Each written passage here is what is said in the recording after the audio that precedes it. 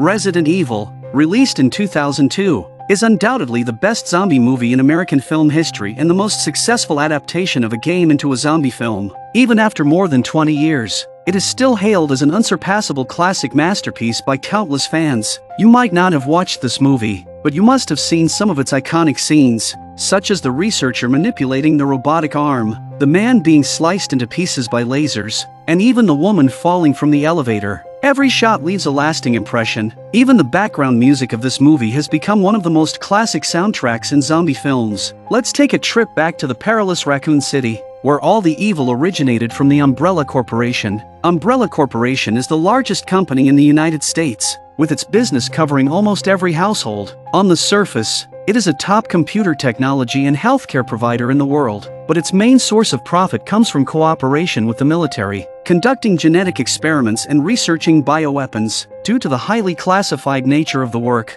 even the company's employees remain completely unaware. Underneath Raccoon City lies the Umbrella Corporation's experimental base called the Hive, the starting point of the entire biohazard story. A man in a protective suit operated a robotic arm and took away several vials of blue and green experimental potions in the lab respectively. Blue is the virus, and green is the antidote. Before leaving the lab, he intentionally breaks one bottle of the virus. The T-virus is volatile, and it quickly spreads through the air conditioning system throughout the facility. The employees didn't notice anything unusual. Only the dogs in the cages sense the impending peril and start barking incessantly. The facility's security system, the supercomputer Red Queen, detects the virus leakage and seals all exits to prevent it from spreading to the outside world. People think it's just a regular fire drill, but soon they realize things are not that simple. Red Queen not only prevents everyone infected with the virus from leaving but also employs various means to kill them, using lethal gas, drowning, or fatal elevator accidents. The horror of the T-virus is beyond imagination, as Red Queen does whatever it takes to contain the outbreak. The movie takes a turn as Alice wakes up in the bathroom, but she realizes she has lost her memory. She only remembers collapsing and finds the mansion she's in very unfamiliar. When she finds a wedding photo on the table, but she remembers nothing, suddenly, a figure flashed from behind. Alice immediately followed it, but who knew that just after opening the door to the room, a strange man suddenly hugged Alice from behind and tried to pull her out of the place. Before Alice could figure out what was going on, several more heavily armed men appeared and broke through the window, and the man was overpowered on the spot. The man claims to be a cop, but the others pay no heed. One of them approaches Alice, demanding an immediate report, leaving her more bewildered. Another team member realizes that the mansion has activated its defense system, releasing gas that induces temporary unconsciousness. Alice is likely affected by the side effects of the gas, causing her amnesia, and this man who claimed to be Matt, according to the ID he provided, the team realized that there was no information about him in the police department's system at all. However, due to the time constraints, one had no choice but to order them to enter the Hive together. When a secret door was opened, a secret passageway came into view. Inside was parked a train that would take them straight to the Hive's experimental base. But shortly after they set off, they discovered an unconscious man inside one of the train compartments. Like Alice, he had lost his memory due to the effects of the anesthetic gas. Alice realized that this man was the same person as the one in the wedding photo, and some scattered memories started to return. Soon, the group arrived at their destination, just as they were about to open the main gate of the Hive. Alice questioned one about what was going on. Reluctantly, one confessed that they, like Alice, were soldiers employed by the Umbrella Corporation. Her mansion served as an emergency entrance to the Hive, and both she and the man in the wedding photo were security personnel protecting the entrance. Even their marriage was a sham, all designed to conceal the existence of the Hive. Now, an accident had occurred inside the Hive, and the supercomputer Red Queen had activated the security system, killing all the staff inside. Their mission was to shut down Red Queen and find out what had happened. Soon,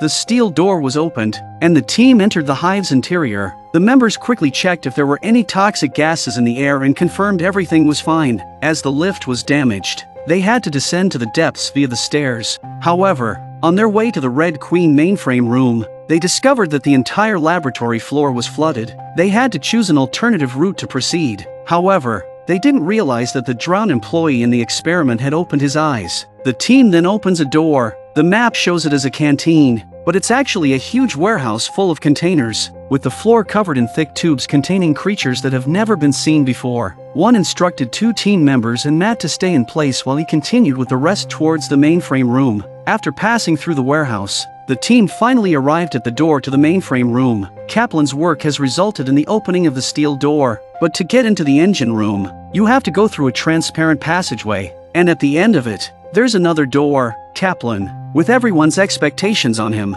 managed to open the door, but as a few team members entered the passage with the equipment to shut down Red Queen, the 2 steel doors suddenly closed again. Red Queen had activated the defense system's weapons. Kaplan tried to stop it but found it much more complicated than anticipated. What followed was the most iconic scene in the movie. Laser beams formed on both sides of the passage, rapidly approaching them. Although one and the other 2 managed to dodge in time, one team member had several fingers sliced off, while the female soldier behind them had her head sliced off. Even more terrifying, the lasers didn't stop there. Another round of lasers quickly followed, and a team member who tried to jump and avoid them had the lasers change their trajectory and cut him in half. One managed to avoid being hit by grabbing onto a ledge above, but Kaplan struggled to shut down the weapon system. Unfortunately, the lasers gave one no chance, and the next attack left him with no escape. As the steel door opened, everyone was horrified by the sight before them. Before even entering the mainframe room, they had already lost half of their team members, but at this point, they couldn't give up. Kaplan walked into the room nervously, holding the device, ready to proceed with the mission. Alice decides to follow him and join the action. They reached the mainframe room smoothly. However, as they were installing the device on the mainframe, Red Queen's holographic projection suddenly appeared, pleading with them not to proceed as it would lead to even more dreadful consequences. Ignoring the warning, Kaplan went ahead and shut down Red Queen's mainframe. With Red Queen shut down, the entire base's security system collapsed, and the experimental subjects in the containers started to become active. All the safety doors were opened to prevent Red Queen from restarting. Kaplan took its mainboard. However, the 3 waiting in the warehouse hear an unusual sound. Rain goes to investigate with her weapon, only to find a researcher. Unaware that the researcher has been infected with the T-virus and turned into a zombie, she is bitten hard and pinned to the ground. Fortunately, JD arrives in time to pull the zombie away. Seeing the wound on Rain's arm, JD immediately pulls out his gun and warns the researcher to stay put, but the researcher ignores the warning and stands up again. JD fired a shot at the researcher's leg, but it had no effect. One more shot and still no response. Realizing that the man in front of him is not a simple man, Rain unleashes a barrage of bullets, finally bringing the zombie down to the ground. The others arrived just in time. The dead bodies suddenly disappeared, and the blood on the floor had already congealed. Matt noted that only dead people's blood would behave that way. Before they could understand the situation, more zombies attacked from all directions. The team realizes the gravity of the situation and starts firing back at the twisted and terrifying creatures. However, they discover that these monsters cannot be killed easily. Accidentally shot a container, causing it to explode instantly. The team was forced to separate in the chaos. Matt was surrounded by zombies, while more monsters tried to break free from other containers. Fortunately, Alice arrived in time to rescue Matt. Meanwhile, the others reached the elevator, but as JD entered the password to open it, he were overwhelmed by a group of zombies. Rain tries to save JD, to no avail, and gets bitten by the zombie a few times again. To make matters worse, the battle awakened an aggressive and ferocious creature that broke free from one of the containers. As Alice continued walking, she realized that Matt was nowhere to be seen behind her. Alice can only look around for Matt, but she comes to the room where the dog is kept, and the dog inside the cage is long gone. Suddenly, she heard a strange noise from behind and turned around to see a zombie dog approaching. Feeling uneasy, she quickly ran into the adjacent laboratory and locked the pursuing zombie dog outside. To her surprise, there was another zombie inside the lab. Acting on instinct, Alice fought back and effortlessly kicked the zombie away. Amazed by her own abilities, she reminded herself that being a security personnel, having some combat skills was expected. Just as Alice was about to take the weapon from the zombie's body, another zombie dog broke in through the window. Quick on her feet, Alice escaped the lab, but as she turned around, she discovered that more zombie dogs were already waiting for her. Alice immediately opened fire and took down all the zombie dogs outside. However, the zombie dog from the lab reappeared and lunged at her once again. Alice agilely jumped onto a wall and executed a flying kick, easily dealing with the threat. Meanwhile, Matt was alone in the office area, searching for something, when suddenly a zombie attacked him. In a critical moment, Alice arrived just in time to save Matt's life. Alice remembered that she seemed to have made some kind of deal with the person lying on the ground. At the same time, Matt revealed his purpose for being there. He was not a police officer but a journalist.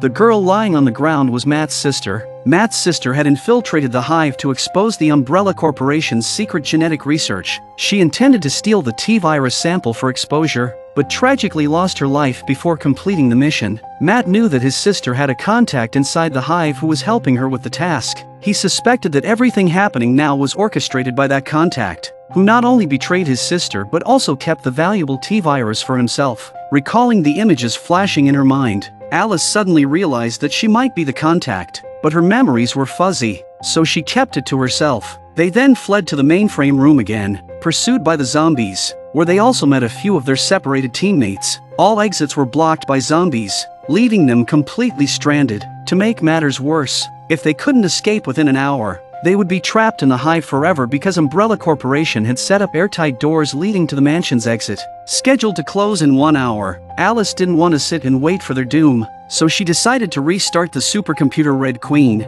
hoping it might help them escape. But to prevent Red Queen from running amok, Kaplan had the system's main circuit breaker switched off. With the push of a button, he could fry Red Queen's motherboard at any time. The reactivated Red Queen tells the group that the T-virus is a virus that can bring people back from the dead, but those who are brought back to life are unintelligent and bloodthirsty. Getting scratched or bitten by them would result in infection, and only headshots or severing the spine could kill them. With Red Queen's guidance, the team found a secret passage to escape from the mainframe room, but to their surprise, even this route was infested with zombies. Alice leaped and swiftly took down one of the zombies with a scissor kick, but their numbers were overwhelming, and the group was about to be surrounded.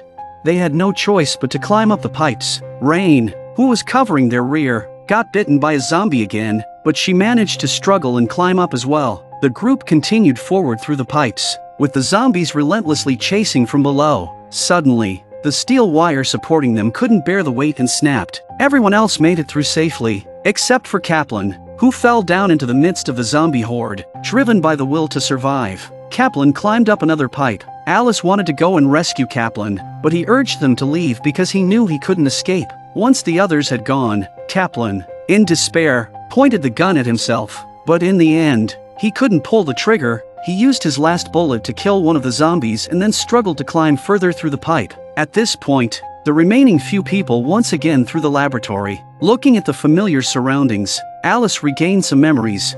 She remembered that blue represented the virus, and green was the antidote. She immediately went to the place where the virus was stored. Matt was curious about how Alice knew all this, and she reluctantly revealed that she was his sister's contact and was planning to steal the T-virus. Alice was anxious to find the antidote but discovered that it had already been looted, and Rain can't hold on much longer. At that moment, Alice's fake husband, Spence, seemed to remember something too. He was the one who stole the T-virus. He overheard their plan and knew the virus was valuable, so he stole it using his security personnel identity. He also deliberately smashed a vial to cause chaos as he left the Hive. But he didn't expect Red Queen to activate the defense system and release the anesthetic gas. Spence passed out on the train before he could escape. Alice seemed to sense something was amiss, but before she could reach for the handgun on the table, Spence beat her to it. Spence tried to persuade the others to follow him and escape together. He suggested selling the T-virus and living a life of wealth and freedom. However, Alice and the rest of the group couldn't possibly agree to such a plan. Unbeknownst to him, just then a zombie soaking in the water suddenly and slowly got up. Spence was oblivious and got attacked from behind by the zombie, but he quickly retaliated and shot it down. As the others prepared to subdue Spence, he thwarted their attempts and threatened Alice not to come any closer. He then left the laboratory and locked the steel door behind him. Spence swiftly made his way to the train station and found the dropped backpack on the train. As he was about to inject himself with the antidote, he heard strange noises. Looking up, he saw the creature in the container. Terrified, Spence froze in place, but before he could escape, the creature pounced on him and killed him. The creature that ate Spence then underwent another evolution, which was broadcast live by Red Queen. Everyone in the laboratory witnessed it. Red Queen explained that this was an early experiment of the Hive, and once the creatures fed, they would evolve into deadlier liquors. With less than 20 minutes left before the airtight doors closed, They needed the password from Red Queen to get out. But to get the code to get out from Red Queen, you have to exchange it with Rain's life. Because Red Queen doesn't want anyone infected with the virus to leave this place. Alice refused, but the lickers were closing in. Attracted by the smell of blood, as the glass was about to shatter, Red Queen shut down again, the steel door behind them opened, and Kaplan, who had escaped death, came in. It was Kaplan who shut down Red Queen again. They hurried to the train station. They started the train and rushed away from the Hive. Unexpectedly, just after Alice injected Rain with the antidote, the lickers caught up with them. The sharp claws not only tore through the train's carriage but also injured Matt, who was nearby. Then, the back door of the train opened, and Kaplan, standing at the door, was dragged away by the lickers. Matt quickly ran over and closed the door, but the sturdy steel door couldn't withstand the lickers' attacks. Alice shot at the lickers, but it proved useless, and she was instead ensnared by its tongue on her thigh. In a critical moment, Matt pushed a bundle of steel pipes at the lickers. Alice seized the opportunity and picked up a fallen pipe, thrusting it through the licker's tongue. She yelled for Matt to open the door below, but Matt just picked up the gun on the ground, but found that the Rain behind him has been mutated. It seems to be infected for too long. The antidote did not play a role. Matt quickly shot Rain down and then opened the door below.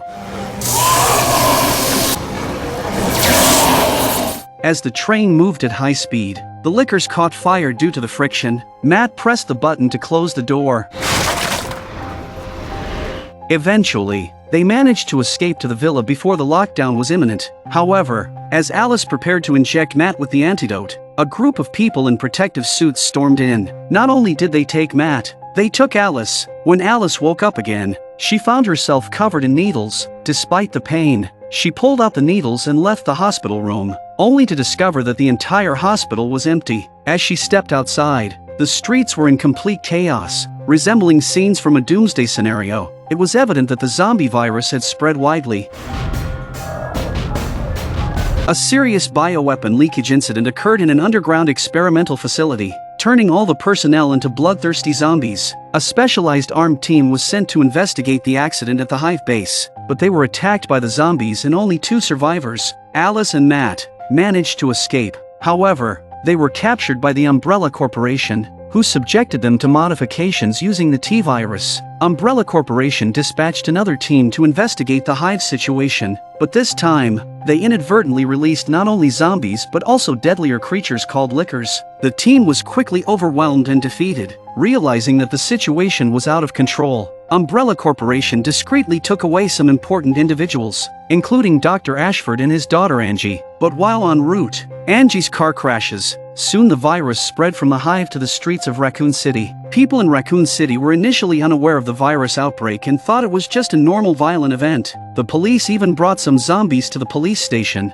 However, a female police officer named Jill realized something was amiss. She took action and killed all the zombies in the station, warning everyone to leave Raccoon City immediately. During this chaos, Umbrella Corporation's executive, Kane, took the opportunity to activate the Alice plan. Then came the scene at the end of the first film. Alice emerged from a hospital in Raccoon City and found the streets in complete chaos, realizing that the Hive's virus had leaked. Soon it was nightfall, and the whole of Raccoon City had largely fallen. And to prevent a greater catastrophe, the Umbrella Corporation had placed Raccoon City under total quarantine. The survivors gathered at a bridge, the only escape route to the outside world. However, only those who passed the inspection could leave safely. Jill and her team also arrived at the bridge. Suddenly, an infected person appeared in the crowd, and Jill's colleague Peyton tried to help but was bitten on the leg by the mutated individual. Fortunately, another police officer intervened, and with Jill's assistance, they dealt with the zombie. Witnessing the scene, Kane feared the virus spreading outside and ordered to stop the inspection, sealing off the gate to prevent anyone from leaving. This decision caused unrest among the crowd, and people began to express their discontent with Umbrella Corporation's actions, trying desperately to force their way to the gate. Umbrella Corporation proved to be incredibly ruthless, resorting to using weapons to drive away the helpless people, leaving them with no choice but to return to the infested Raccoon City. Thus, the entire city has been turned into a zombie playground, with a handful of ground troops and police still fighting the zombies, unaware that they have been abandoned by the Umbrella Corporation. Due to the overwhelming number of zombies outnumbering the available ammunition, the defense lines were quickly breached. Only Carlos managed to lead 2 colleagues to break through the siege. Meanwhile, Alice, who has left the hospital, comes to a weapons shop, but just as she was changing into a set of clothes, she suddenly felt physically ill, and it turned out to be a strong reaction from the T-virus in her body, and Alice remembered the image of herself being transformed. On the other side, Dr. Ashford pleaded with Kane to save his daughter, Angie. However, Kane refused,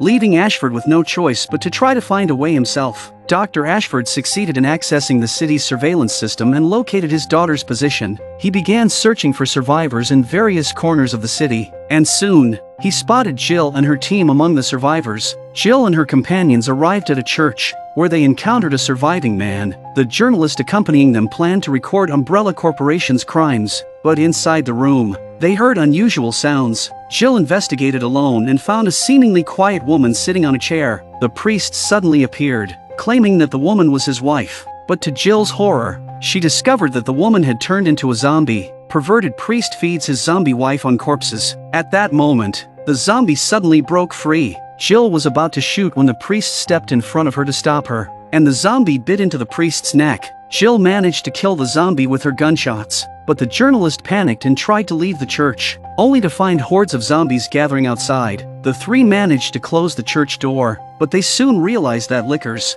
even deadlier creatures, were on the rooftop. Terrified, the man ran away, not knowing that lickers preferred to prey on isolated individuals. Shortly after, the man was killed on the spot by the lickers. What's even more frightening is that there's more than one such monster. They're so fast and agile, and their skin is so thick that pistols can't even hit them. Even if they hit the lickers, they're useless. Soon, their bullets were all used up. Facing lickers' next attack, the three of them could only stand still and wait for death. At the critical moment, a bright light shone from outside the window. In the next second, a motorbike breaks through the window, and it's none other than a reinforced version of Alice. As the motorcycle landed, it knocked back a licker. With the throttle at full throttle, Alice did a 360-degree backflip and the motorbike sped towards the lickers in front of her. Alice seized the opportunity and pulled the trigger, precisely hitting the fuel tank, causing a massive explosion. With ease, she dealt with one of the lickers. The other licker was not willing to give up. Alice swiftly drew two submachine guns and sprayed bullets at the licker while simultaneously destroying the iron chains on the wall. Although the licker evaded the dense bullets, it couldn't escape from the cross that weighed several tons behind it. The licker that had been knocked over earlier also returned for revenge. Alice kicked a nearby chair towards the licker, then quickly drew her gun and shot it, sending it away. She then approached and dispatched the last licker that was pinned under the cross. After leaving the church, the group passed through a cemetery. There, Alice noticed that Peyton had been infected by the virus, and she was about to shoot him when Jill intervened, causing a tense standoff. Jill said that when Peyton fully mutated, she would handle him. Alice lowered her weapon. Who knows that in the next second, the corpses in the graveyard will suddenly mutate. The journalist nearly got bitten but was saved just in time. But more zombies are crawling out of the graveyard. But ordinary zombies are nothing for Alice and Jill to fear. After putting up a fight, they managed to escape the graveyard. Meanwhile, outside the city at Umbrella Corporation's camp, the team detected that the T-virus infection had reached its peak. To test Alice's combat capabilities, under Kane's command, they initiated the Nemesis program. Soon in the hospital where Alice wakes up, Matt, also transformed by the T-virus, wakes up from his hospital bed in the guise of Nemesis. A helicopter appeared and airdropped 2 boxes of heavy weapons specifically prepared for Nemesis. Carlos and his team witnessed the helicopter's arrival, thinking it was a supply drop from Umbrella Corporation. However, they found the boxes empty when they got close. At this moment, one of the team members suddenly underwent a mutation and attacked Carlos. It turned out he had been bitten during the battle, and they had no choice but to shoot and kill him. Meanwhile, Nemesis, now armed with weapons, began searching for Alice throughout the city. He first encountered a group of surviving police officers on a rooftop. The policeman standing guard on the roof was stunned at the sight of the behemoth in front of him, his shots doing no damage to the Nemesis. Unbeknownst to him, Nemesis had a lock on him.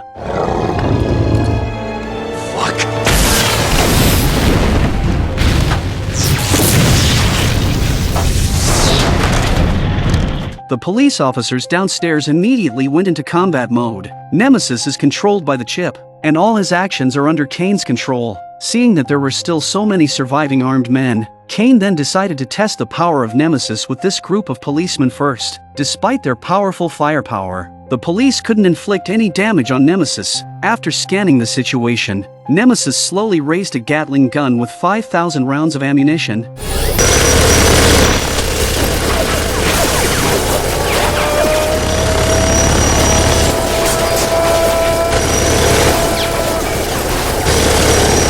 In a single round of firing, all the police officers, except for LJ with his dual pistols, lost their lives. Terrified, LJ dropped his weapons. Nemesis confirmed LJ's combat ability as 0 and turned to continue searching for Alice. Meanwhile, Alice and her group, having escaped from the graveyard, received a call from Dr. Ashford through a public phone. Dr. Ashford promised to help them escape Raccoon City if they helped him find his daughter, Angie. Alice had no choice but to accept the condition, as the city was now completely overrun with the virus. An Umbrella Corporation planned to obliterate it with a 5,000-ton nuclear bomb at daybreak, wiping out all evidence of the Hive and the virus outbreak. The group immediately headed towards the school to find Angie. However, as they crossed a bridge, Alice sensed a strong killing intent. Peyton doesn't believe it and ends up getting shot in the hornet's nest the next second. Yes, it's Nemesis coming. Realizing the danger, Alice urged everyone to run. Alice then jumps off the bridge and goes head-to-head with Nemesis. The battle data from this scene was also recorded by Kane.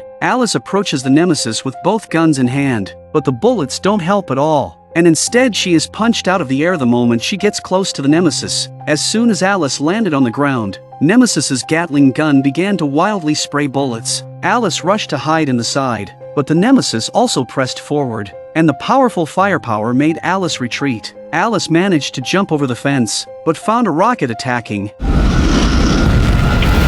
Alice jumped into the house against the dense bullets. Who knew that Nemesis also broke through the wall in the next second? Looking at the rubbish opening in front of her, Alice rushed to shoot and then skillfully dodged the Gatling shots. Alice counterattacks and slides into the rubbish pipe at the same time, but to her surprise, Nemesis fires a rocket at the pipe.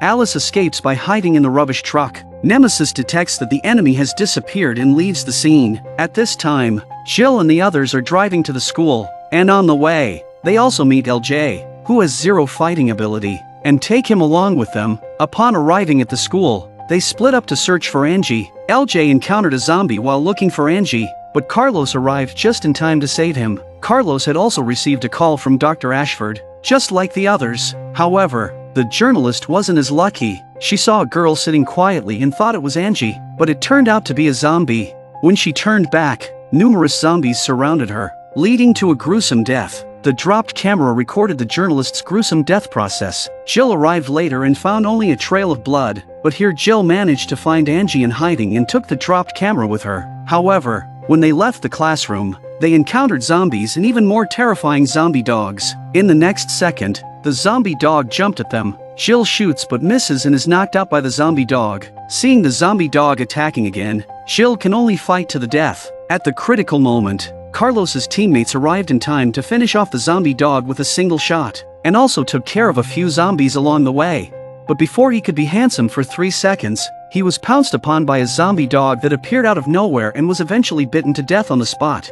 Jill can only take Angie to escape, but when she came to the kitchen, 2 zombie dogs chased after her. At the moment of crisis, Jill had a bright idea to turn on all the gas stoves in the kitchen. Jill used a pan to knock away one of the zombie dogs. Jill escaped with Angie and threw a lit match behind her. However, the imagined explosion did not appear, and the matches suddenly went out before they hit the ground. Alice, the last to arrive, threw a lit cigarette into the kitchen.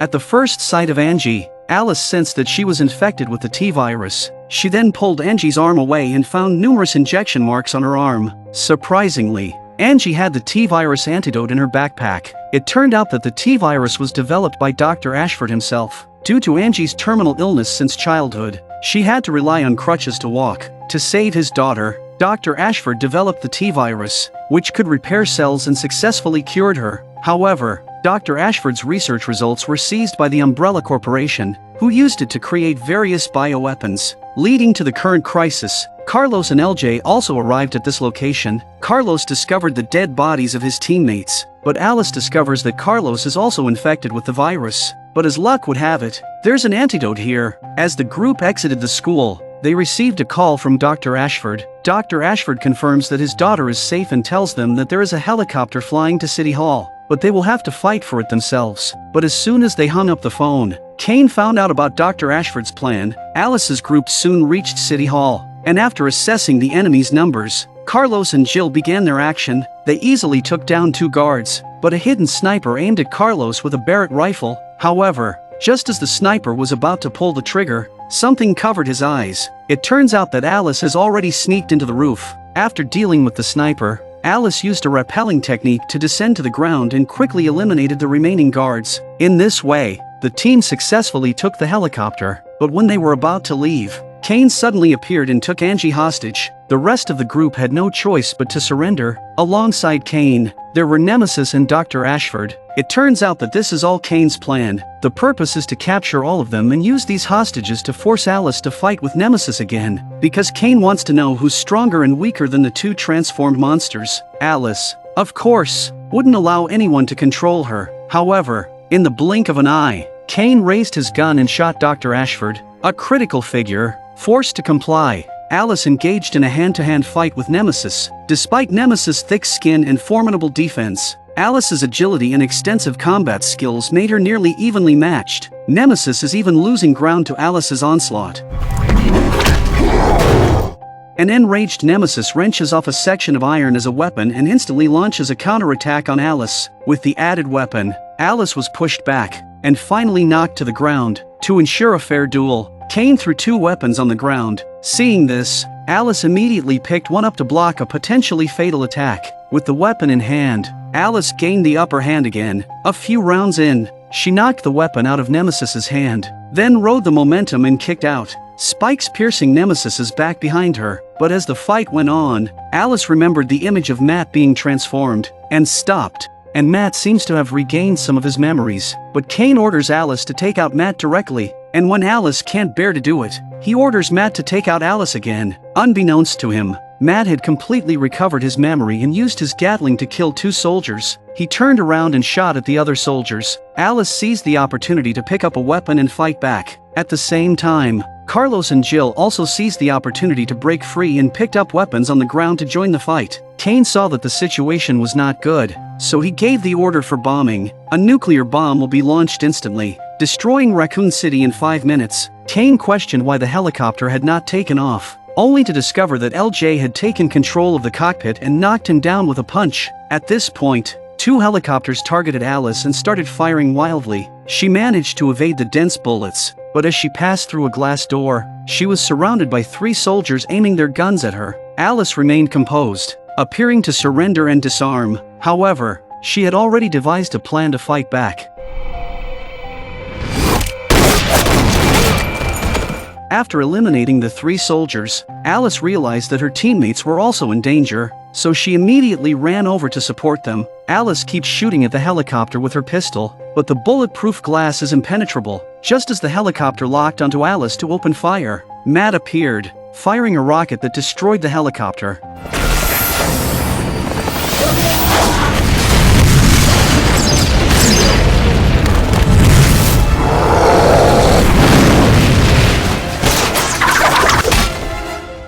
After the explosion, Alice woke up to find Matt dead. They hurried into the helicopter, which took off but left Kane, who had committed numerous evil acts, behind. Zombies soon overwhelmed him. However, shortly after the helicopter took off, the nuclear bomb arrived.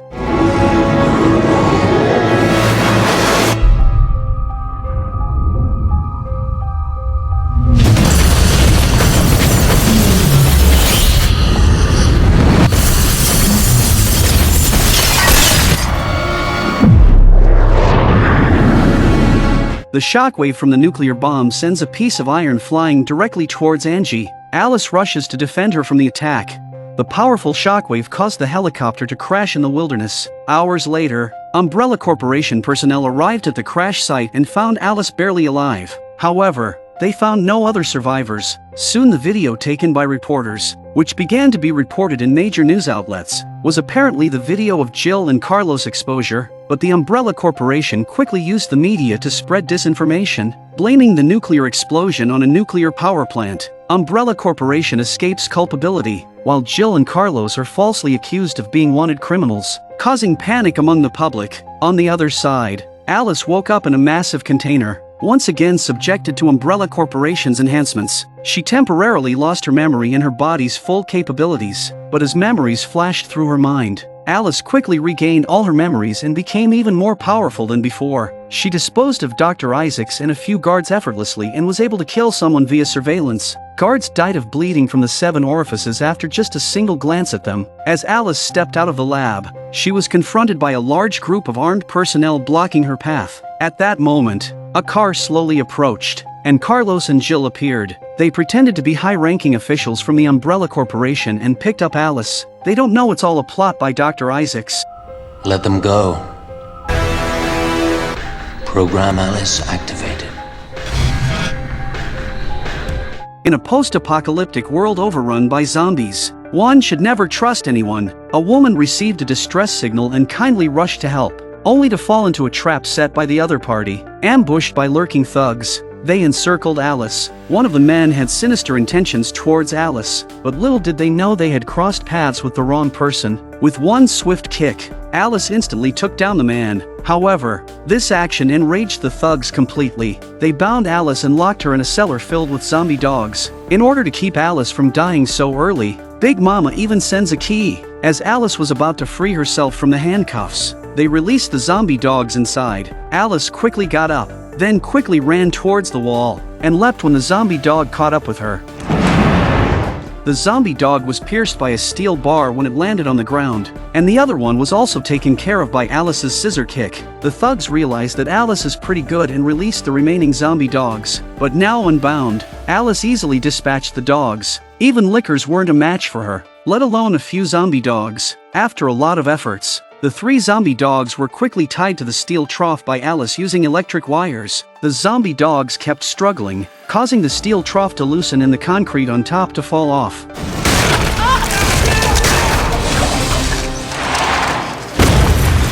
Seizing the opportunity, Alice used the falling concrete as a springboard to escape. The now freed zombie dogs chased after her, and the 3 thugs met their grim fate, becoming the dog's meal. Alice took her weapon and left the place.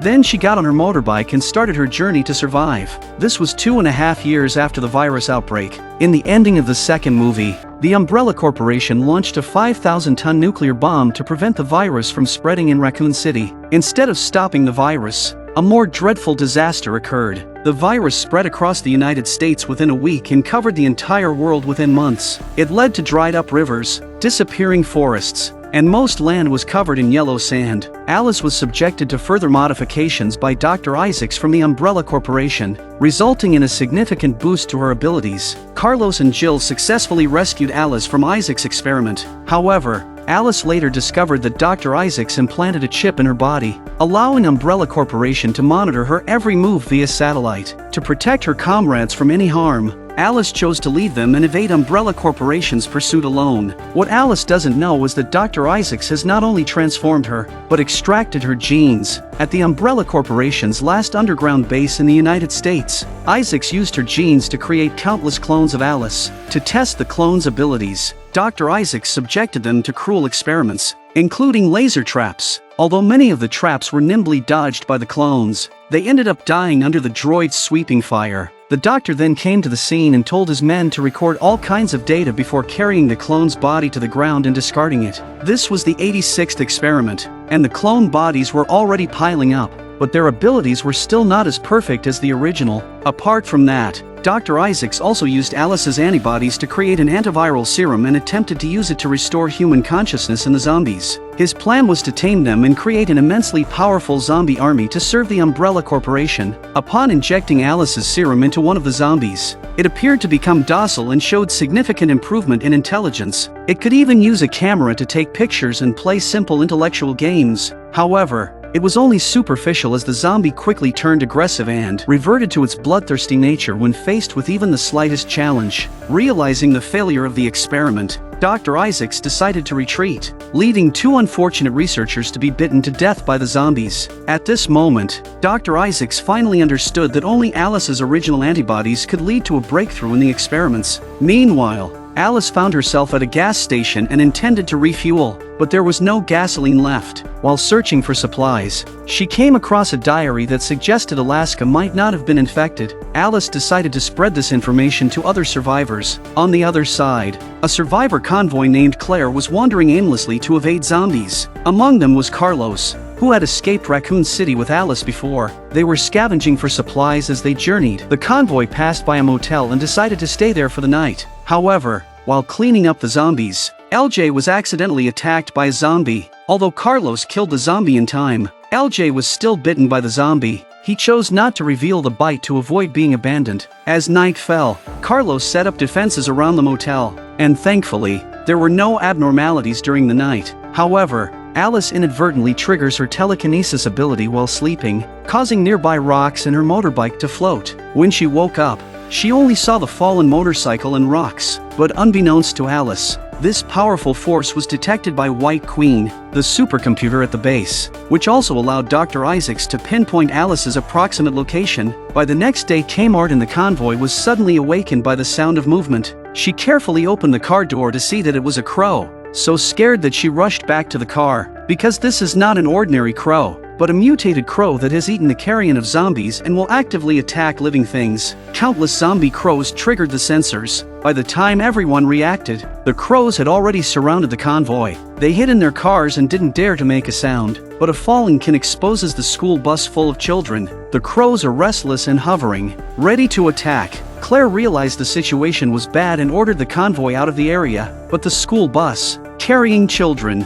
collided with a utility pole due to the crows blocking their vision. The convoy returned to rescue the trapped children and tried to transfer them to another vehicle. Although they saved the children, the squad suffered heavy casualties due to the relentless attacks of the zombie crows. The men can only fight back by climbing on the roof of the car and using a flamethrower. In the midst of the chaos, Alice passed by the area, noticing the swarming crows and realizing something was amiss. Alice arrives in the nick of time and Alice saves Carlos, who was about to be engulfed in flames.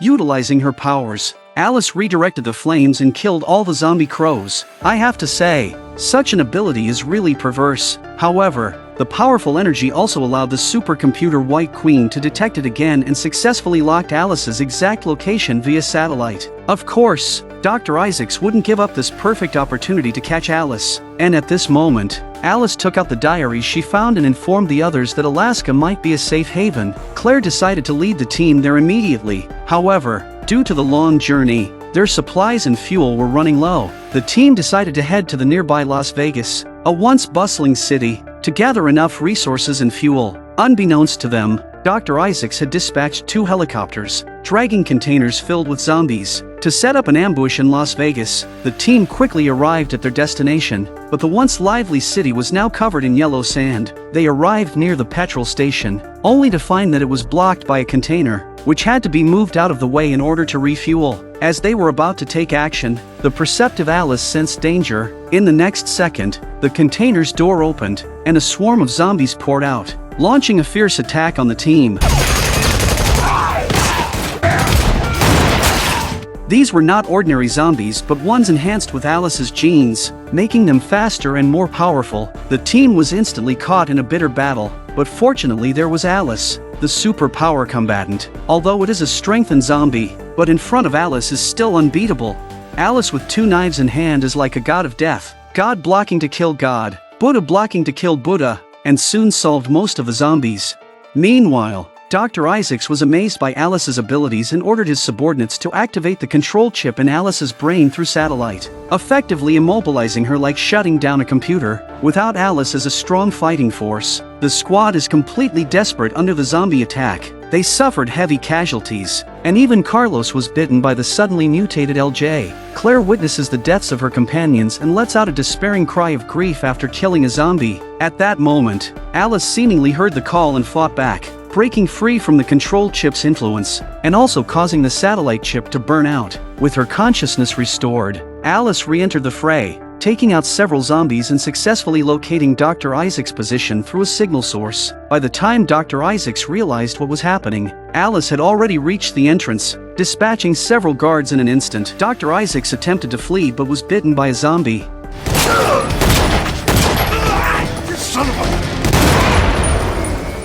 With the help of a pilot, he managed to escape in a helicopter. Surprisingly, Alice refrained from shooting down the escaping helicopter, as she needed it to get to Alaska. When Dr. Isaacs returned to the base, he injected the antivirus serum, but Alice's genetically enhanced zombie virus was too powerful for the serum to work, because Dr. Isaacs used too much of it. He turned into a horrible monster and killed everyone in the base.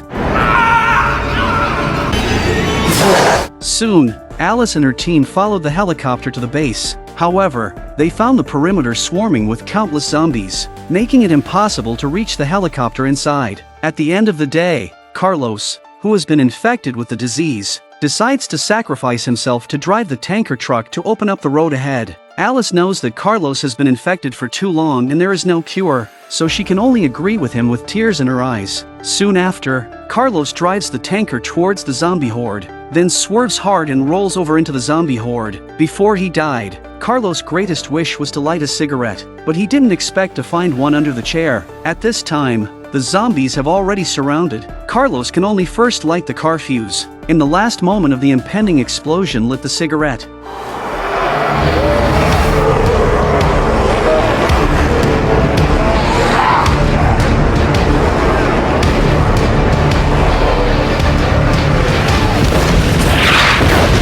The massive explosion cleared a path for them. Alice quickly drove into the base, getting everyone onto the plane before the zombie horde could catch up. However, Alice decided not to leave yet. She wanted to enter the base to seek revenge against Dr. Isaacs. Instead, she ended up inadvertently seeing her numerous corpses at the entrance to the base, which made Alice even angrier. However, when Alice arrives inside the base, she finds it in shambles, with creepy blood stains all over the walls and the bodies of the researchers hanging in the labs. Just as Alice continues to go deeper inside, the supercomputer White Queen suddenly appeared and told Alice everything that happened here, and also said that her blood could develop a serum to save the world swept by zombies. The base had the equipment needed to develop the serum, but first, they had to deal with the mutated Dr. Isaacs. Alice agreed without hesitation and followed White Queen's guidance to a massive laboratory, where the mutated Dr. Isaacs was being held captive. There, she also discovered her own clones. However, while Alice was captivated by the clones, the mutated Dr. Isaacs suddenly attacked, throwing her away and causing the containers behind her to break. Releasing the clones, Alice settles the clone in. Alice quickly caught up with Dr. Isaacs, and a fierce battle ensued. Alice hit Isaacs numerous times with her agile fighting skills, only to find that it did nothing. Dr. Isaac's wounds healed at a visible rate. Alice tries to get up and pick up the machete on the floor, but Isaac's tentacles are wrapped around her neck. At the critical moment, Alice slammed her foot on the floor and used her inertia to successfully get hold of the machete, then quickly cut off Dr. Isaac's tentacles. As Dr. Isaacs launched another attack, Alice unleashed her superhuman abilities.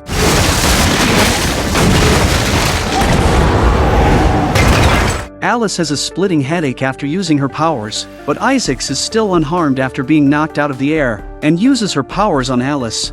Carrying the attack head-on, Alice smashed straight through the wall behind her and ended up falling into the laser corridor behind her. Dr. Isaacs pursued her, and they engaged in close combat once more. Alice's attack did no damage to Dr. Isaacs. Every one of Dr. Isaacs' attacks was devastating.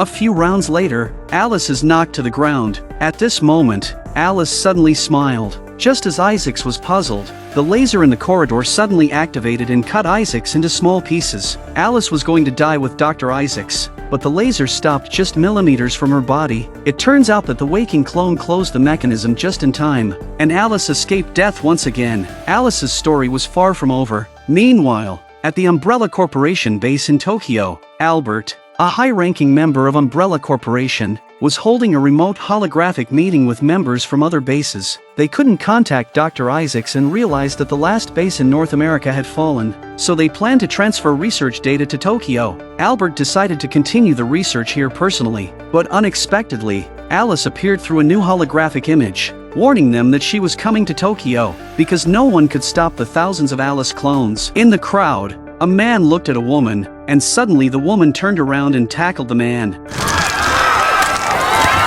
This was the first person in Japan to be infected with a zombie virus. In just a few days, the virus spread throughout the country. 4 years later, Tokyo, Japan, had turned into a dead city. Beneath the city was the Japanese branch of the Umbrella Corporation. At this moment, 2 soldiers guarding the outskirts were successively attacked by unknown armed individuals. Umbrella Corporation's high-ranking officer, Albert, sensed something was wrong and immediately dispatched armed forces to guard the elevator entrance of the base. However, when the elevator doors opened, it was empty, and they failed to notice that the enemy had already infiltrated the base through the ventilation ducts. Indeed, the intruder was Alice, who had come all the way from North America to Tokyo. The soldiers just realized the danger behind them when they were met with 3 flying darts, causing several of them to fall instantly. Alice wielded 2 knives as she charged into the crowd, like the Grim Reaper, cutting and slashing, leaving dismembered limbs in her wake. The soldiers had barely managed to shoot back before more than half of them were already dead or injured.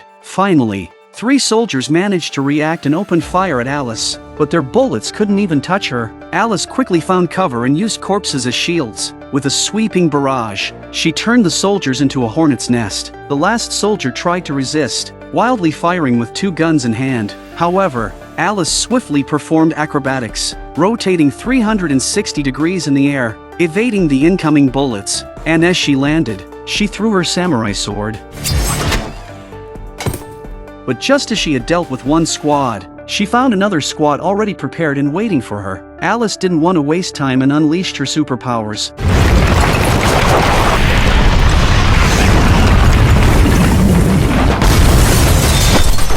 It's hard to imagine such formidable combat prowess. It's hard to imagine that such a powerful combatant is just one of Alice's clones, and there are enough clones like this to form a whole army. Soon, Alice's clones were scattered throughout the base. Albert realized the dire situation and had no choice but to abandon the base. Boarding a helicopter to evacuate quickly, Albert also activated the base's self-destruct sequence on his way out, and in a matter of moments, the entire base was obliterated.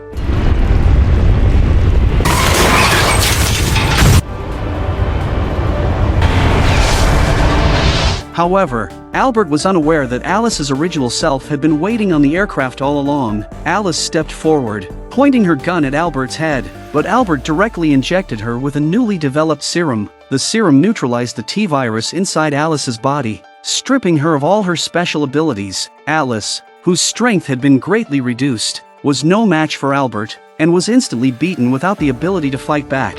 Just as Albert was about to deliver the final blow, the aircraft suddenly sounded an imminent crash warning. Albert turned around to find the unmanned plane hurtling towards a mountain peak.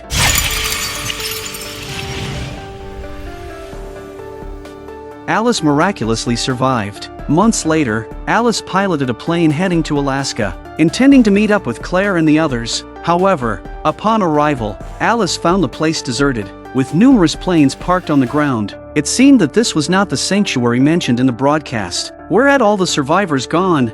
After a thorough search, Alice finally located Claire's plane and the diary she had left behind. Alice wanted to record everything, but suddenly saw a figure flash by in the distance. She hurriedly chased after, but the person had already disappeared. Seeing the shaking plane door, Alice thought the person had hidden inside, only to find a group of crows instead. However, just as Alice relaxed her guard, a woman suddenly rushed out and knocked Alice down. As Alice struggled to break free, even without the T-virus enhancement, her skills were still impressive.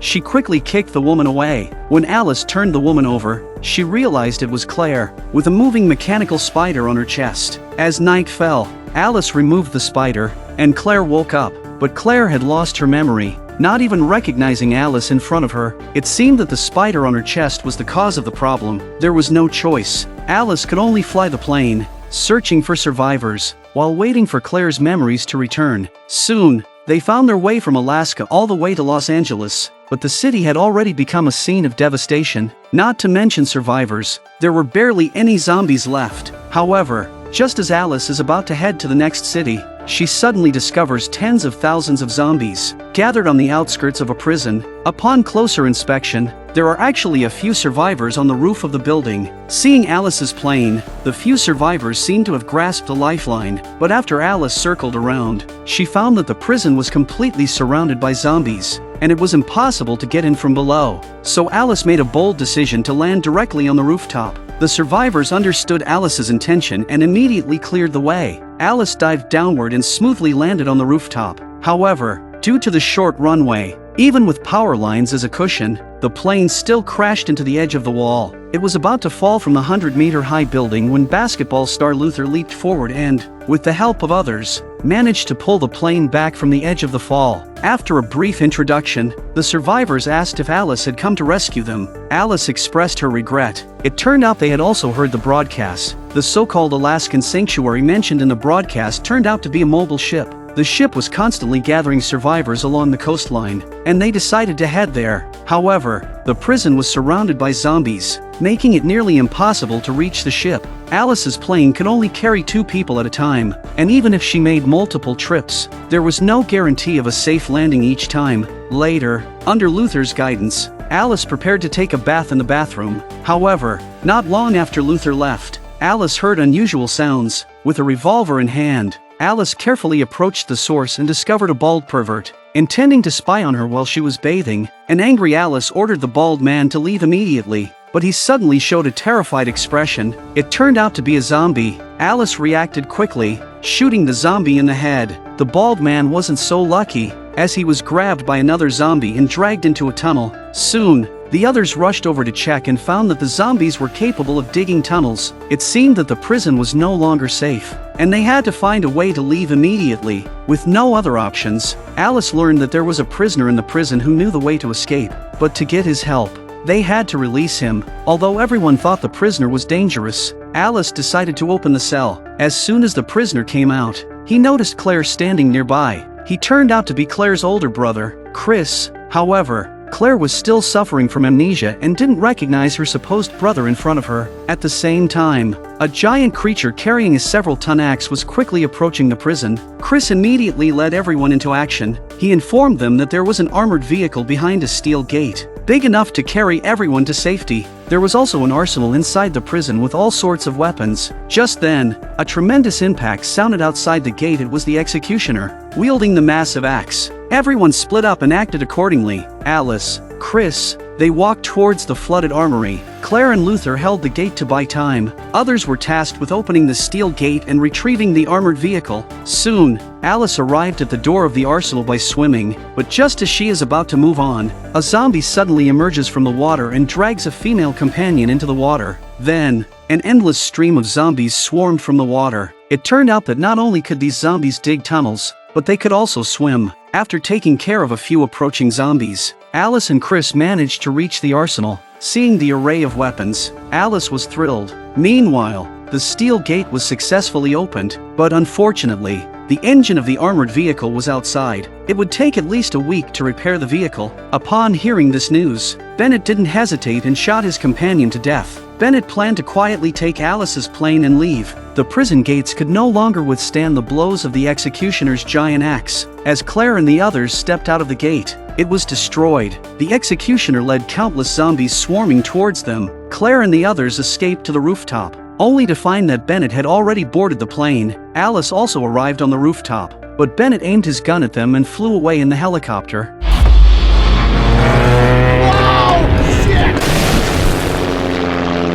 Helpless, they watched the helicopter fly off, and a large number of zombies also reached the rooftop. While shooting back at the zombies, they quickly retreated to the elevator, but it was out of order. Alice had to cover their way to the downstairs bathroom first. Once everyone is in the lift, Alice drops a bomb on the top of the lift.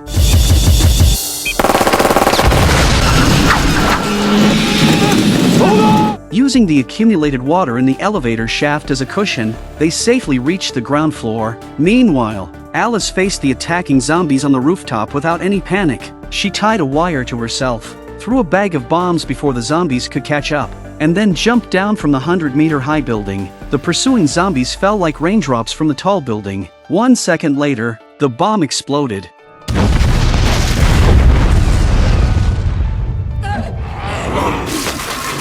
Before landing, Alice disconnected the wire and, after dealing with a few zombies, landed safely. She quickly passed through the zombies, and with Luther's help, successfully reunited with the group.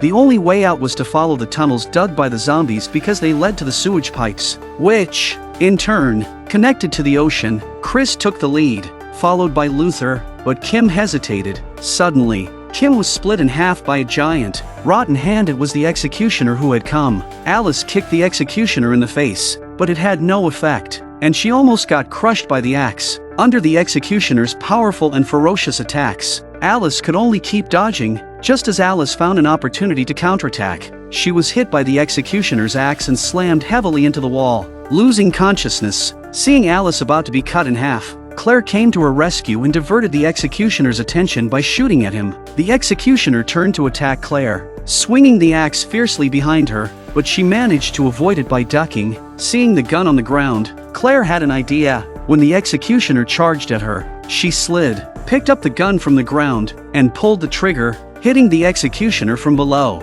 The executioner was hit and fell to the ground, but just when Claire thought the crisis was over, the executioner got up again and threw his giant axe. Fortunately, Alice woke up just in time to help Claire dodge the deadly blow, and then she raised her gun and blew off the executioner's head. After that, Alice and Claire caught up with the group and successfully followed the tunnel to the sewage pipe. However, Luther was attacked by zombies from behind. When they came back to their senses, they found that the tunnel had been sealed by falling debris. Helpless, the remaining three had to abandon the rescue and continue forward, finding a small boat to head towards the giant ship. But when they managed to board the ship, they found the deck empty. All they saw was Bennett's helicopter. Later, the three arrived at the cockpit but found no one there. Everything seemed to be functioning normally, and the computer showed there were thousands of survivors. But where had they all gone?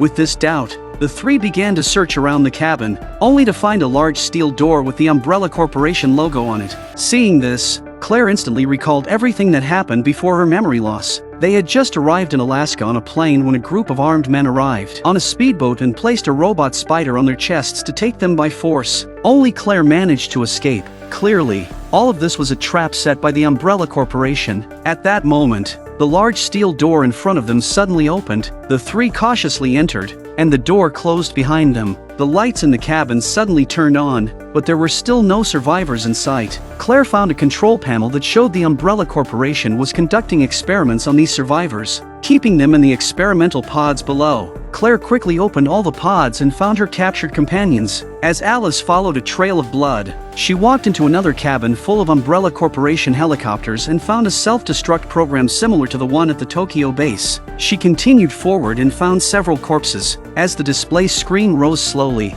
she discovered Albert. After surviving the plane crash, Albert had successfully survived by using the T-virus. Just then, two zombie dogs appeared. Alice pulled out her gun, but Bennett aimed his gun at her from behind. He had become one of Albert's henchmen. Alice's arrival had been part of Albert's plan. The T-virus was too powerful, and Albert needed to consume human blood to prevent mutation, so Albert sends out a deliberate disinformation to draw the survivors to the ship. But the blood of ordinary people doesn't help at all. As the only one who perfectly integrated with the T-virus, eating Alice would suppress the T-virus in the body. However, Alice was not going to surrender. She quickly kicked over the nearby food tray and then knocked the gun out of Bennett's hand, but the flying cutlery was easily dodged by Albert. After knocking out Bennett, Alice tries to pick up the gun on the ground, but the two zombie dogs surround her, and it's clear that the zombie dogs don't agree. Just as Alice faced this predicament, Claire and Chris arrived just in time, aiming their guns at Albert. However, Albert remained unfazed and casually threw his sunglasses, instantly launching an attack on them,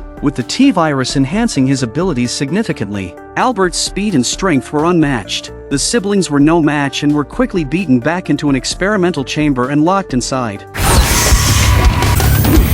Meanwhile, the zombie dogs continued their attack on Alice. She evaded one of them skillfully and seized the opportunity to grab a gun from the ground, shooting one of the zombie dogs away. The other dog lunged at her, but Alice used a piece of fallen glass to kick it right into the zombie dog's mouth. Just then, Bennett launched a surprise attack. Alice instinctively used her hand to block, but she ended up getting stabbed in the arm with a dagger. Albert saw his chance to devour Alice but was met with a counterattack. Alice plunged the dagger she had pulled out into Albert's head. However, even with a vital blow, Albert didn't go down. Bennett was ready to sneak in again, but the arriving survivor grabbed the gun on the ground before he could, and then gave Bennett another hard blow, and Albert stretched out his tentacles full of fangs and attacked Alice again. In the nick of time, Alice took the gun thrown by the survivor and directly shot Albert's head. Even without half of his head, Albert was still struggling on the ground. Alice took the opportunity to release Claire and Chris from the experimental chamber. The siblings stomp on Albert at his feet and shoot him a few more times before leaving. They also locked the wicked Bennett inside. Soon, Bennett encountered something horrifying, and agonizing screams echoed through the area. Surprisingly, Albert was still alive and managed to escape in the helicopter, devouring Bennett's body to regenerate himself. Before leaving, Albert initiated the self-destruct system on the ship, but this time, he was unsuccessful. Alice had already placed a bomb on the helicopter, and when Albert realized it, it was too late.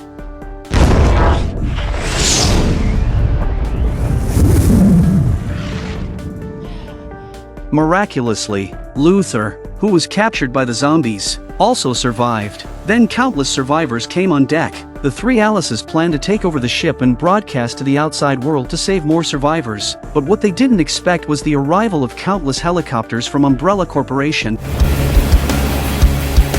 The man was getting ready to go to work, but the zombie disagreed. Seeing this, Alice quickly grabbed her daughter and tried to escape, only to find more zombies blocking their path. Alice could only take her daughter into the laundry room, blocking the door tightly with a cabinet. Then, she smashed through the ceiling with a mop and managed to crawl into the attic just before the zombies broke through the door. While the zombies were not paying attention, they quietly escaped to the outside from the other side. However, to their surprise, the streets were even more dangerous. Bloodthirsty zombies were everywhere, and everyone was desperately fleeing. When Alice didn't know what to do, a car suddenly screeched to a stop in front of them, and a woman inside started cursing at Alice. But looking at the horde of zombies swarming behind them, the woman still tells them to get in the car and drive away. However, the car collided with a truck not far away.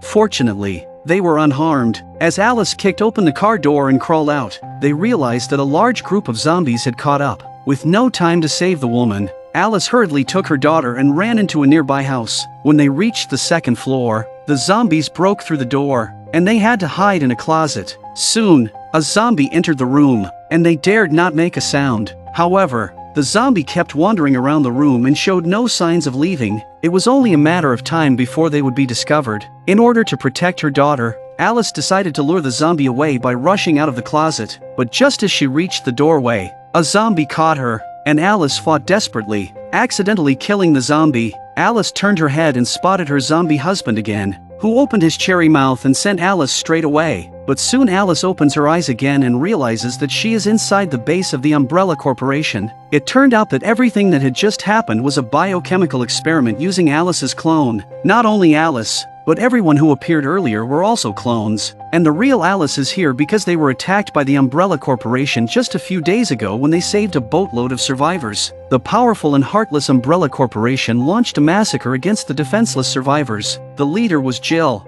Alice's former teammate. From the spider-like machine on her chest, it was evident that she was controlled by Umbrella Corporation. The survivors were outnumbered, and the ship was quickly overrun. Even Alice was blown into the sea by the crashed helicopter. When Alice woke up again, she found herself captured by Umbrella Corporation. Jill appears at a window and questions Alice about why she betrayed Umbrella Corporation, but Alice only wanted to know about Chris and Claire's safety, which resulted in punishment from Jill, who wanted to subdue Alice in this way. However, not long after, the base's supercomputer was invaded from the outside, causing the security system to shut down forcibly and take several minutes to restart. The room where Alice was held was opened, and a drawer with a combat suit popped out from the wall. Though feeling confused, Alice knew it was a perfect opportunity to escape, so she put on the suit and walked out of the room. But the security system quickly restarted. Red grids of lasers appeared in the corridor, rapidly closing in on Alice. As Alice escaped the corridor, she suddenly found herself in the pre-apocalyptic streets of Tokyo. Alice, feeling bad, grabbed a chain and smashed through the police car, from which he managed to get a pistol. At that moment, the supercomputer, Red Queen, issued a command. Stand by. Tokyo sequence initialized. As the rain poured down, the once silent streets filled with people, a familiar face appeared, the first infected person in Japan. The man looked at the woman again, and history repeated itself. The scene marked the beginning of Tokyo's fall. Red Queen used one-to-one simulation and countless clones to recreate the scenario. As the pedestrians on the street were infected one by one, the gate of the nearby base suddenly opened. Zombies swarmed towards Alice, and she hurriedly ran inside the base. But the zombie horde quickly caught up. She could only face them head-on, using the iron chain and handgun in her hands to effortlessly take down dozens of zombies. However, as she turned around, more zombies were coming. The door behind her opened suddenly, and Alice decisively rushed in. It was the central control center of the Umbrella Corporation base. The guards had all been taken out, and a weapon console next to them slowly ascended. Just as Alice was about to replenish her equipment, a woman suddenly aimed her gun at Alice's waist. She is Ada Wong, and the two go to war as soon as they meet. However, Alice proved to be the more skilled fighter in the end. Alice knows that Ada Wong is an executive with the Umbrella Corporation and an agent under Albert. But what is the purpose of showing up here? At that moment, Albert's projection appeared, and he explained everything to Alice. It was Albert who commanded Ada Wong to kill everyone in the control center and shut down the base's security system to rescue Alice. The current Umbrella Corporation had broken away from Albert's control and was now under the dominion of the supercomputer, Red Queen. Red Queen aimed to eradicate all humanity and become the ruler of the world. Albert needed Alice's formidable combat skills to join forces against Red Queen. They were currently in an abandoned military base under a glacier in the former Soviet Union, which had been expanded and transformed by Umbrella Corporation into a large-scale bioweapon testing facility. The place Alice had just passed through was the Tokyo test site, and there were countless other locations, such as Moscow and New York. Escaping from there wouldn't be easy. Therefore, Albert arranged a ground assault team to infiltrate the base through the submarine area, then pass through the Moscow test area. Alice, on the other hand, needed to go through the New York test area to meet up with the team in the suburbs and finally escape through the submarine area using an elevator. After briefing them, Red Queen once again seized control of the system, and Albert was forcibly disconnected. From now on, they were on their own. Meanwhile, the assault team also arrived at the top of the base and successfully controlled the elevator through the actions of a technician. After installing timed bombs in the ventilation shaft, the team took the elevator to the base's interior, where Alice's former teammate Luther was among them. Red Queen detected the intrusion and set an ambush at the elevator. As soon as the elevator descended, a spinning disc of a machine gun flew out and instantly eliminated 3 guards. The team successfully arrived inside the base. They hurriedly made their way to the Moscow test area. At the same time, Alice arrived at the New York test area. To prevent Alice and Ada Wong from advancing further, Red Queen immediately activated bioweapons. Just as they sensed the danger, the executioner wielding a massive axe appeared before them. Dealing with one executioner was difficult enough, but this time, there were 2 of them. Alice and Ada Wong quickly stood back to back and entered combat mode. In the next second, both executioners launched their attacks.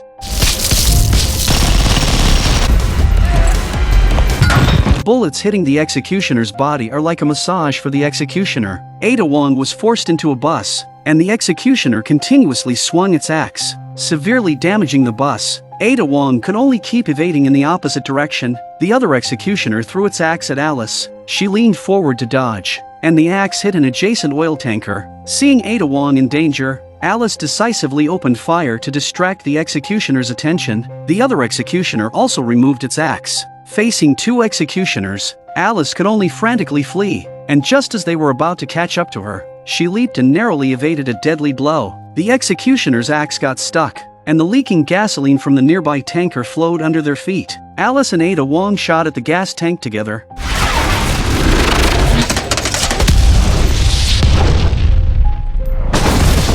Successfully resolving the immediate threat. After dealing with the executioners, Alice and Ada Wong continued towards their destination. Meanwhile, the assault team had just arrived at the Moscow test area and was also under attack by a group of bioweapons troops. They were armed with powerful weapons, even including heavy ones like rocket launchers. The team hid in the shopping mall and fought back, but there were too many opponents. and eventually the mall was overrun and one of their teammates was killed.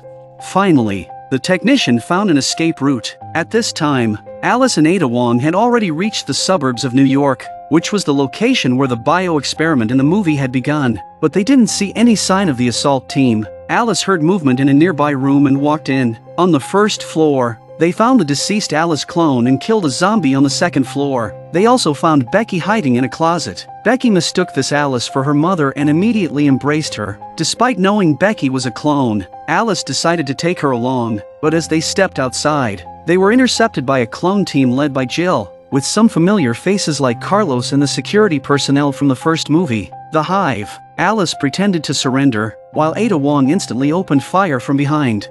They quickly took cover inside a house, but the enemy's firepower was too fierce, riddling the entire house with holes. Ada Wong knows that this is not the way to go, so she hands Alice a pair of navigation glasses and decides to stay in cover for her to go first. As soon as Alice left, Rain fired a grenade into the house. Ada Wong quickly sprayed the floor with bullets and managed to hide before the explosion. Meanwhile, Alice, along with Becky, rushed towards the Moscow test area, where they encountered another clone of Rain. This clone had saved Becky before, so Alice decided to leave Becky with her to hide while she continued to find the assault team. The assault team had finally found an escape route, but as soon as they stepped out, a 40-meter-long tongue grabbed of the technicians. It was a giant licker. They opened fire, but their bullets had no effect on the licker. In a critical moment, Alice drove a car and rammed the licker, saving the team. However, before Alice and Luther could catch up on old times, a horde of weapon-wielding zombies began chasing them, and the giant licker was close behind.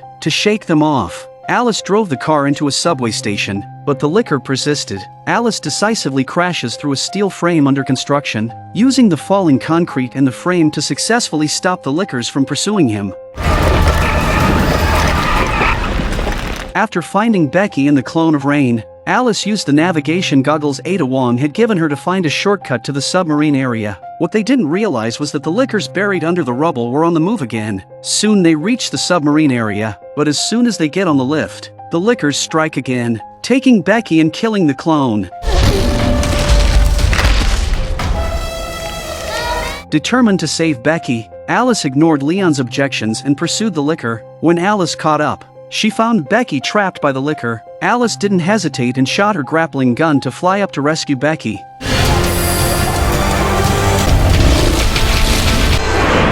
After rescuing Becky, Alice and Becky went to the cloning area, but they didn't expect the undefeatable lickers to chase after them again. Alice took out a bomb and threw it on the ground and used the rope gun to escape. And at the same time, she successfully killed lickers. At the same time, Leon and the others engaged in a fierce battle with Jill's clone team led by Jill. In order to cover the escape of the two, a teammate decided to stay behind to cover, and was ultimately outnumbered and killed by random gunfire, also killing a man before he died. At that moment, Leon looks at the time and realizes that the time bomb installed is about to explode.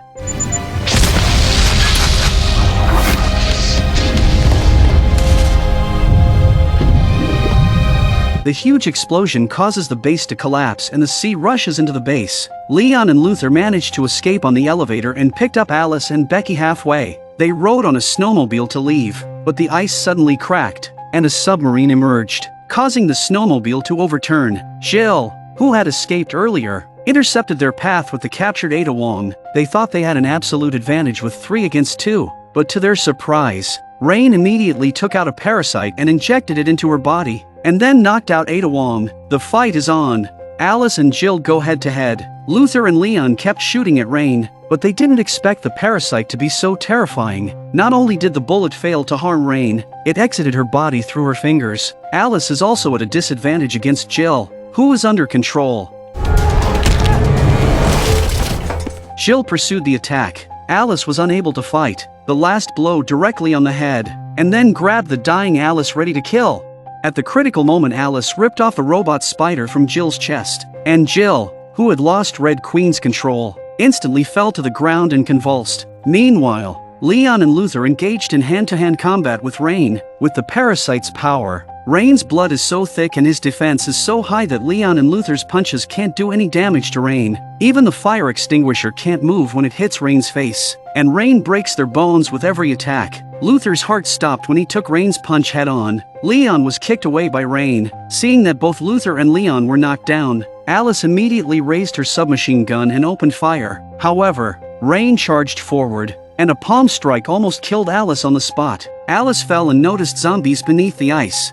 She came up with an idea. Meanwhile, Jill, who regained her memories, threw her weapon over to Alice. Alice caught the submachine gun and relentlessly shot at the ice beneath Rain's feet, catching Rain off guard and causing it to fall into the ice pit, where countless zombies below devoured it. After the battle, Ada Wong, who had been unconscious, finally woke up. A rescue helicopter sent by Albert also arrived. The group flew to a base inside the White House, where Alice saw Albert and was injected with the T-virus by him again. Albert restored Alice's superpowers and explained the impending crisis they were facing. The base was humanity's last fortress, and Red Queen's zombie army was closing in. Inside, there were not only ferocious lickers, but also zombie birds that could fly. This would be the final battle that would decide the fate of humanity. This is the ultimate battle that concerns the life and death of humanity. Millions of zombie troops are at the city gates, preparing to conquer the last remaining fortress on Earth. Even the once bitter enemies, Alice and Albert, have set aside their grievances and teamed up to fight against the zombies. What they don't realize is that this is all an elaborate plot by Albert. Albert's true intention in saving Alice is to exploit her powers to deal with Umbrella Corporation's rivals and the zombie army. The T-virus injected into Alice is merely a concoction of mixed drugs with a serum. Whenever Alice uses her superpowers, the serum suppresses the T-virus in her body, making her abilities temporary. Regrettably, the battle for the White House was not depicted in the 6th installment. It was only briefly explained. The outcome is that Albert emerges as the ultimate winner. Using Alice's superpowers, he annihilates the zombie army and the competitors of Umbrella Corporation. Leon and Ada Wong sacrifice their lives in the fight. Jill, too, falls victim to Albert's cruel actions. Only Alice manages to escape. The aftermath of the Great War leaves the White House in ruins, a testament to the devastating scale of the battle. Emerging from a hideout, Alice struggles to find useful items amidst the wreckage. Unexpectedly, a mutated bat, buried under the debris, is still alive. Alice hastily jumps into a car, starts the engine just in time to reverse away from the approaching monster, executing a 360-degree turn. However, the relentless creature catches up, its clawed tail piercing through the car's roof. Undeterred, Alice looks ahead and accelerates, swiftly passing through the obstacles. The pursuing monster crashes into them. Knowing that the creature won't give up easily, Alice performs a drift to turn the car around, preparing for a head-on confrontation.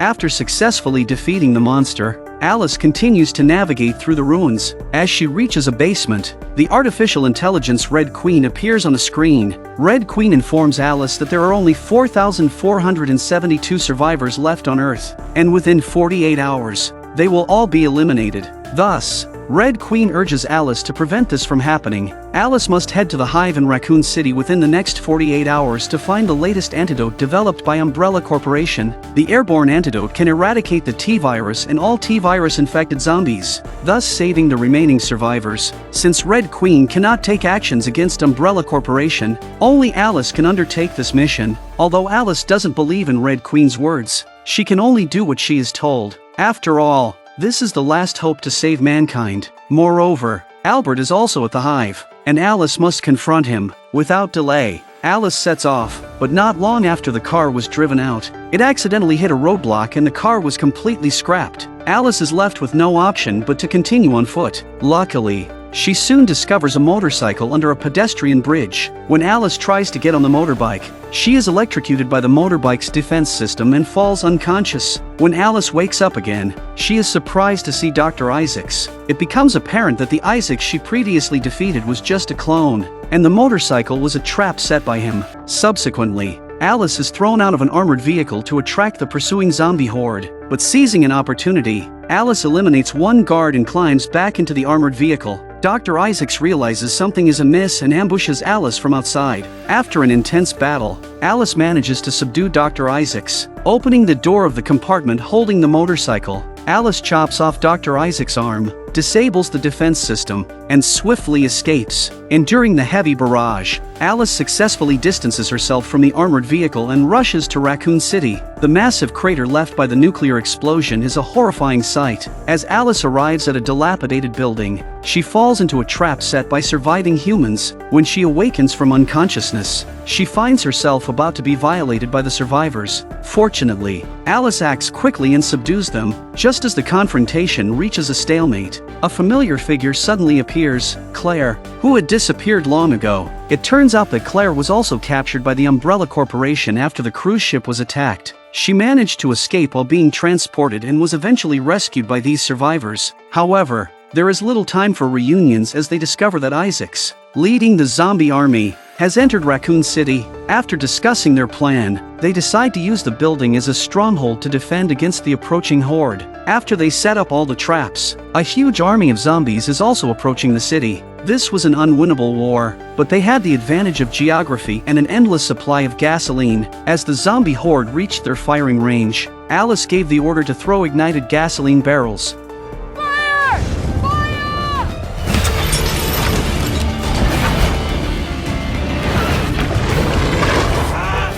One of the armored vehicles was instantly destroyed. Seeing the dire situation, Isaacs immediately halted their advance and commanded his men to release a survivor. Luring the zombie army towards the building, Alice quickly stopped the attack and ordered the people downstairs to open the gate and rescue the survivor. However, to her shock, just as the survivor is about to reach the entrance, Isaacs orders the survivor to be shot. Alice sees this and tries to close the gate, but Isaacs comes straight for the gate with a volley of rockets.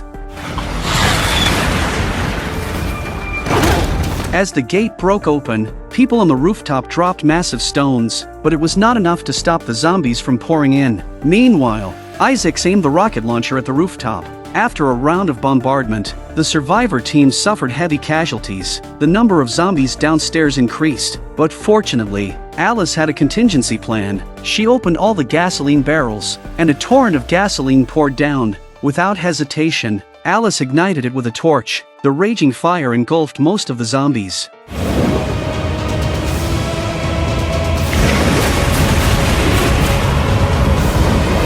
Alice follows close behind, using the ropes of the zipline to head straight for Dr. Isaacs' armored car from above. Isaacs was caught off guard as Alice climbed onto the vehicle's roof. Carrying a gasoline canister, Alice poured the gasoline into the vehicle's interior, lit a fuse, and threw it in. While Alice was dealing with one of Isaac's henchmen, another attacked her unexpectedly. He's Dr. Isaac's best fighter. Even Alice is no match for him, forcing her to pull out a gun. However, upon entering the vehicle's interior, Alice found that Isaacs had already escaped. To divert the remaining zombies, Alice tied up the wounded henchman to the back of the armored vehicle, making him experience the zombies' chase. But soon, they realized that two more zombie armies were approaching, so they decided to head to the Hive immediately. Only with the antidote could they stop the zombie army. Unbeknownst to them, Albert was monitoring their every move. When they arrived at the site of the nuclear explosion, Albert ordered the release of terrifying Cerberus dogs. Faced with a large number of Cerberus dogs, the group had no choice but to desperately run. Eventually, at the cost of losing a team member, they successfully reached the entrance of the Hive. Strangely, the Cerberus dogs suddenly stopped pursuing them, indicating that something even more terrifying was inside the Hive. Once inside the Hive, they encountered another holographic projection of Red Queen, who revealed the reason for betraying Umbrella Corporation. Before the virus outbreak, a secret meeting was organized by the top brass of Umbrella Corporation, Dr. Isaacs believed that the world was on the path to destruction due to the continuous growth of the human population and the limited resources of the Earth. Humanity's excessive exploitation led to global warming, the melting of polar ice caps, various natural disasters, and incurable diseases. Even nuclear wars erupted over resources. To change this, Dr. Isaacs proposed the human cleansing plan during the board meeting, which involved using the T-virus to massacre the human population on Earth. Members of the Umbrella Corporation will be hiding in the Hive's dormant pods until the Earth regenerates, allowing them to take control of the world once again. Evidently, the T-virus leak from the Hive was not an accident but a meticulously planned conspiracy. Although this plan contradicted Red Queen's protocol of safeguarding human lives, Red Queen couldn't harm any Umbrella Corporation employee, leaving her unable to stop Dr. Isaac's actions. However, Alice could, with only 37 minutes left before the last human stronghold would be breached. Their time was running out. Before the operation, Red Queen whispered to Alice on her earpiece that there was an undercover agent of the Umbrella Corporation among them. To avoid alerting anyone, Alice kept this information to herself. The group continued to delve deeper into the Hive. However, as they passed through a massive ventilation duct, the large exhaust fan behind them suddenly activated. Any slight misstep would have sucked them all in with its tremendous force. One of the girls couldn't hold on and was instantly minced by the fan. But fortunately, the fan stopped shortly after. Subsequently, the group arrived at a glowing corridor, accidentally triggering a mechanism here. Alice fell into a dark room. The room was filled with human corpses, and horrifying monsters roamed around. Another teammate then fell down, but within seconds, the monsters killed him. Alice sees this and picks up her twin guns and fires wildly. The monster is reduced to a hornet's nest. In her startled state, Claire's boyfriend, Doc, suddenly appeared behind her. They then entered the classic laser corridor. Using the holographic map provided by Red Queen, Alice successfully found the entrance leading to the depths of the Hive. I didn't realize that underneath this was Umbrella Corporation's human hibernation chamber, and it looks like there are at least a few thousand of them. It's like a Resident Evil version of Noah's Ark. On Albert's side, he saw that Alice had gone deep into the belly of the base. He then had to open a dormant silo early, and out of it came Dr. Isaacs. Evidently, the Isaacs Alice had encountered earlier was a clone. Unaware of his status, the clone Isaacs continued to draw the zombie army towards the Hive. As Alice and Doc, passing through a waterlogged tunnel, finally reached the innermost room where the real Dr. Isaacs was. Dr. Isaacs took out the only vial of the world-saving serum and threatened Alice not to make any rash moves. Alice reluctantly put down her weapons, but behind her, Doc aimed his gun at her. It turned out Doc was the undercover agent. At the same time, Albert captured Claire. As Alice looked at the items on the table, she began to simulate various ways to take down Dr. Isaacs in her mind. Dr. Isaacs had already anticipated everything. Utilizing the combat chip implanted in his brain, Dr. Isaacs had already simulated countless scenarios, and each time, he could easily counterattack. Alice had to abandon her plans. Then, Dr. Isaacs revealed an unbearable truth to Alice. She was also a clone. Alice was dumbfounded upon hearing this. How could she be a clone? However, an old woman appeared next and Alice had to believe it again. The woman was Alice's original self. As it turned out, Alice suffered from progeria as a child, a condition that caused her body to age rapidly, appearing like a person in their 90s at just a few years old. To cure this terminal illness, Alice's father, Dr. James, conducted extensive research and finally developed the T-virus, which could repair human cells. The virus not only cured progeria but almost all terminal illnesses. However, when a young boy was treated with the T-virus, he suffered side effects and turned into a bloodthirsty zombie. This is the earliest appearance of a zombie. Upon discovering this, Dr. James wanted to immediately halt the use and research of the T-virus, but his partner, Dr. Isaacs, disagreed and had Albert cruelly kill Dr. James. Afterward, Dr. Isaacs became Alice's guardian and took over a significant portion of the company's shares. To better control the Umbrella Corporation, Dr. Isaacs creates a powerful artificial intelligence system in the image of Alice's childhood.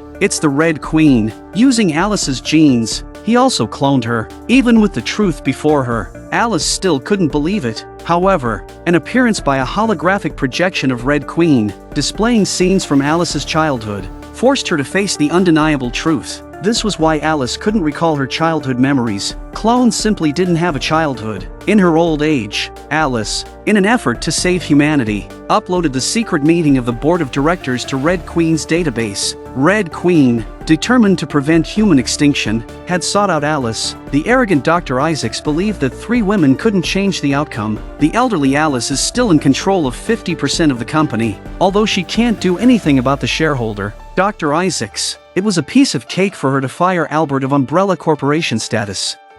Albert Wesker, you're fired. Albert, now deprived of his Umbrella Corporation identity, was swiftly eliminated by Red Queen. To everyone's surprise, the seemingly invincible Albert was killed by a steel door. Doc, intending to shoot Alice, realized his gun had no bullets. Unknown to Doc, Alice had already detected his deception and tampered with his weapon. After being subdued by Alice, Doc was eventually executed by his girlfriend Claire herself. Meanwhile, Dr. Isaacs took advantage of the chaos and managed to escape. Alice and Claire immediately pursued him. Upon reaching the hibernation room, Dr. Isaacs took control of the security system to prevent Red Queen from interfering. Alice and Claire caught up to him, but Dr. Isaacs remained composed. Using his combat chip to dodge bullets skillfully, the three engaged in a heated battle, fighting all the way from the hibernation room to the mainframe room. Even with Alice and Claire taking turns, they were no match for Dr. Isaacs. Dr. Isaacs delivered a powerful blow that knocked Claire unconscious and kicked Alice into the laser corridor. Dr. Isaacs activated the laser weapons, but Alice's agile movements allowed her to avoid the lasers time and again. Dr. Isaacs, seizing the opportunity,